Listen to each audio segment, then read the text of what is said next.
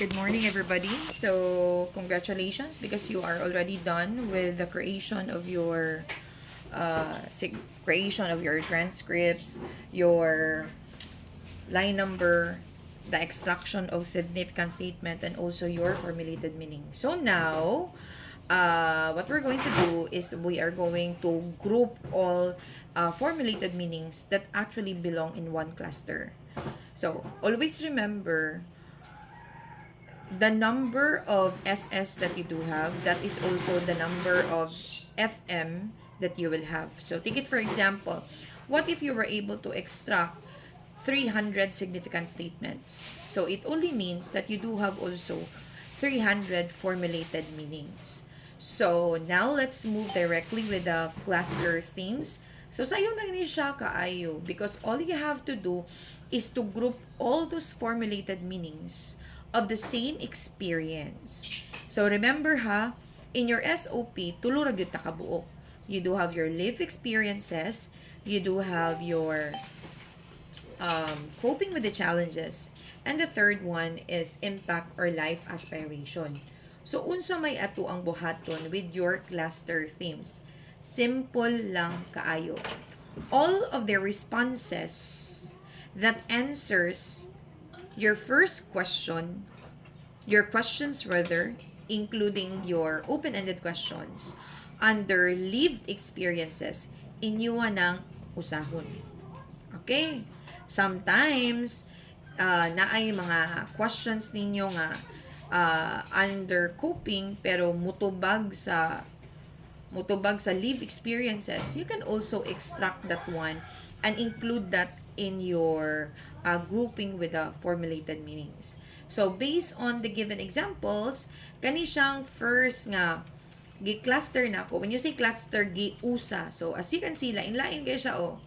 Uh, so, kani siyang gi-usa na ako nga cluster themes. These are formulated meanings which talks about for example, kanya akong study is about domestic violence. So these, all of these clustered formulated meanings talk about how marriages kana bang considered as priceless, o nindot, okay, sa sinugdanan. And then, so in your end, like take it for example, what if your study is about unsa man kaning kabahin ng working student? So if it is about working student, so you cluster imuhang usahon like this one, imong usahon all of the FMs or formulated meaning which explains similar experiences. So what if you do have 6 kabuok nga formulated meanings nga ni hisgot nga ang pag working student is really a great opportunity for you to continue your studies. What if there were 6 formulated meanings nga same sila og gipang ingon, not verbatim word for word pero same ra gyapon ang iyahang core meaning. So but pasabot imo na siyang usahon. So that may be considered as part of your live experiences. Okay. Another part sa imong live experiences, what if there were 10 na pod? 10 kabuok formulated meanings which talk about unsa man, which talk about ganun siya nga ang pag working student kapoy gid kaayo. What if 10 kabuok? So imo po na siyang usahon. So same goes with this particular study which is kabahin og domestic violence. Ang akong gibuhat is ako ang pangsagol ang tanan nga mga formulated meanings nga halos pari-parihara og experiences. Like take it sa under FM2 ningon dire. Alcoholism and displacement of anger breeds trauma, chaotic and abusive home. Dayong ningon po ko dire sa FM12. A husband's abusive behavior is the domino effect of the alcohol intoxication adversely affecting the wife and the family. Naanapuy diri. Living in an abusive relationship is a daily challenge. Daily alcohol consumption by the abuser was endured by the informant for the sake of the family. So, lain-lain, pero the same, which talks about, no, vices, which talks about alcohol, the effects of alcohol in having an abusive family. So mura na inyong buhaton, grupuhon ragyut ninyo ng inyuhang emergent ng inyuhang formulated meaning. After ninyong maggrupo tanan, so again, para it would be easier for you sa paggrupo ani, use your interview guide. Dili mo maglison because ibahig naman ninyo ang interview guide. So now, let's proceed with the creation of the emergent theme. So, with the creation of the emergent theme, sayo na po siya kaayo. Diba, inyo na to siyang gigrupo, gi-cluster-cluster ninyo. Right? Gi-cluster-cluster ninyo niya, gihimuan po guys siya nimo og description based on the example dere. Gihimuan nimo description. So, ang imong buhaton dere, kanang imuhang gipanghimo nga description, which, okay, imo na siyang tagaan og emergent theme. Like, take it for example, under experiences of the informants as survivors of domestic violence. So, kani siya, this particular cluster, okay, which talks about the first year of marriage, our priceless symphony of unending bliss, na ako gihimo nga separate nga emergent theme. Kani nga emergent theme is under your SOP number 1. So, which talks about experiences. So, unsay title sa ako ang emergent theme una? Harmonious beginning, complicated ending. So, munay ako ang first emergent theme. Ang sa ako ang second emergent theme, tulo ka cluster ang ako ang gibutang. So, the first one talks about alcoholism. The second one is the exposure of physical abuse. Ingon ana. So, ang title of the emergent theme is Dreadful Marital Abuses Suffered. So, tanang klase nga physical abuse na ana diya. So, still it is under under live experiences. So, same process lang yun tanan. All you have to do, tanan ninyong gipang cluster earlier, this one, tanan ninyong gipang cluster kaganina, so that it would be easier for you to somehow explain on the presentation of data and data analysis, butangan dyan na ninyo og description. Okay? So, you can actually simply follow this format so that it would be easier for you. Yeah. So again, tapukon. In the clustering, all you have to do is you need to group all FM which talks about the same experiences. And you provide a description of your clustered theme. Okay, just provide a description. So after nimo matagaan og description tanan, the next thing that you will do is you will need to what? Make your emergent theme. So these are your titles of your emergent theme. So, ang tanan nimong kuan, magdepende ra nimo, depende ra gyud sa imuhang naggrupo nga cluster themes. Magdepende diya kung pila ka buok ang imuhang mahimo nga emergent theme under one SOP. But take note, do not go beyond 5. Maximum na jud ng 5 emergent theme under one SOP kay the moment that you will explain it, taas na pud kaayo. So just limit yourself with 5. So this is actually an example of how your diagram will look like. So you can have a more artistic diagram. So Moni, for example, Moni, this one here is the title of the study. So diri sa ubos, these are the SOPs, and these are the emergent themes under each SOP. Okay? So, Sayo na lamang na siya kaayo kay all you have to do kay gipasunod naman gud ang mga gibahig naman ang questions pag maayo, so it is easier for you to group them kay makita ra dayon ninyo. So let's proceed to chapter 2. So sayon ra kaayo ang chapter 2. Your chapter 2 is consists of presentation and data analysis. So, unsa may naa sa imuhang chapter 2, all you have to do is to present your data by explaining that you were able to what? Extract, for example, 265 formulated meanings. Okay? And you just need to simply explain that you have analyzed the data using Colysis data analysis.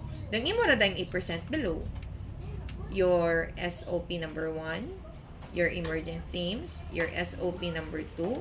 The way you present it should be like this, ha? So, kindly check the sample I provided. So, after the presentation, ang sunod imong buhaton ani is that you need to explain each by providing statements, okay, given or responses that were given by your informants. Take it for example. Let's start with experiences. So, di ba ganina nagisgot ko ninyo nga, when you do clustering, you provide also explanation. Anong importante nga na ato? Because those explanations are actually useful in explaining the contents of your emergent themes under experiences.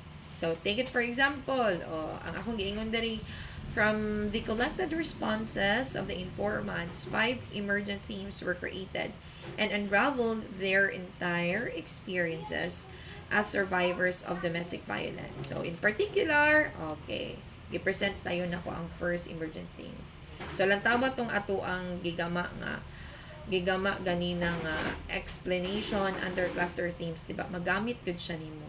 And you can actually expound it. So, all you have to do is to provide brief explanation first. Dayong you need to also provide one sample response of the informant nimo. So, ang buhaton ninyo inanion lang.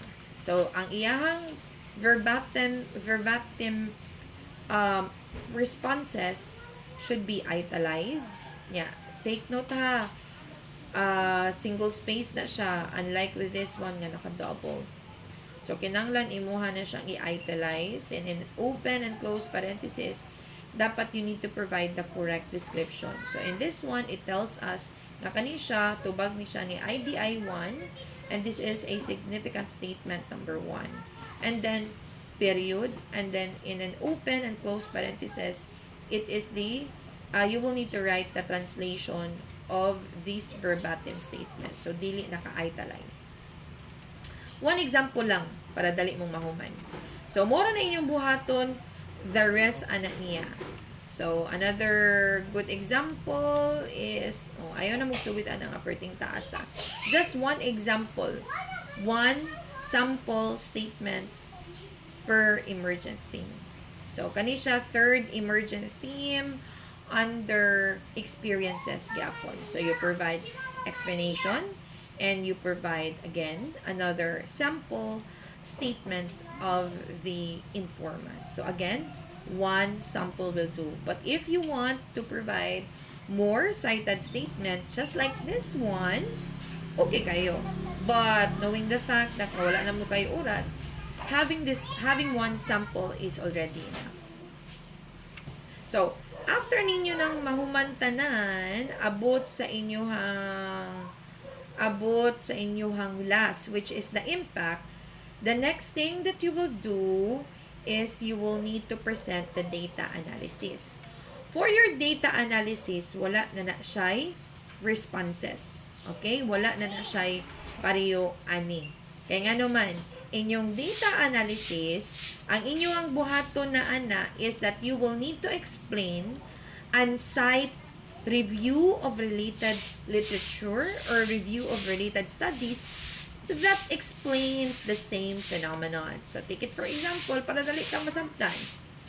Example, under experiences. So, for the first emergent theme, harmonious beginning, complicated endings. So, akong gibuhat, inyong buhaton rather, is that you will need to explain first unsa ni siya kabahin nga emergent theme. Dayong, after which, to support your explanation, you need to cite, no? Cite theory or yeah, anything nga naa sa inyong theory, review of related literature, or review of related studies to somehow kanang support the result. Okay, so muna ningon ta diri as emphasized by Leonore E. Walker. Okay, in the honeymoon phase, the abuser is loving, kind, apologetic, generous, and helpful. In this phase, the loving and the contrite behavior of the abuser strengthen the bond between partner and the victim. So, mura gud inyong buhaton. You need to, again, cite. So, that is why niingon ko ninyo, when you were making your chapter 1, kinanglang daganon guna ninyo pag maayo. Kay maunay gamit ana sa chapter 2 that you will need to what? Cite those researches, articles, so on and so forth, that will support your study. So, muna imuhang buhaton sa tanan. Until such point, nga mahuman ka until sa imuhang SOP number 3. So, the same procedure pag-abot sa imuhang pag-abot sa imuhang data analysis. Sa data presentation, imong buhaton, mo cite ka og responses, explain and cite verbatim responses. But for the data analysis, lahi. Ang inyo ng buhaton, no responses, but you will need to cite tanan that is applicable nga inyuhang gi-mention in your applicable nga inyuhang gi-mention nga naa sa theory, review of related literature, and review of related studies. Once you're done doing that, you can then proceed with your chapter 3. So, chapter 3, sayon na lang ni kaayo kung mahuman mo sa chapter 2. Kay your chapter 3 is just the summary. So, summary from chapter 1 abot sa pinaka-last nga part. So, your summary should include your SOP, the type of research which is qualitative, your informant, your environment, your IG, kana mo imuhang ibutang. Dayong, of course, part of the summary is the findings. So, ang findings ninyo sa'yo na lang kaayo. Wala na explanation kaayo. So, ang imo na lang buhaton, kay imo na lang i-present just like this one. Nga sa experiences, mo ni imong kuan, sa coping, mauni tanan, and sa imuhang third, mo na siya. Yung part of your chapter 3 is your implication. So, when you say implication for practice, these are actually your recommendations, your proposal, your methods that will address the tanan nga mga na-encounter nga problem. So, remember nga, in the chapter 1, nagisgot mo o significance of the study. So, kana sila, pwede na nimo mo imong i-appeal diri sa implication for practice. So, just see the example para easier.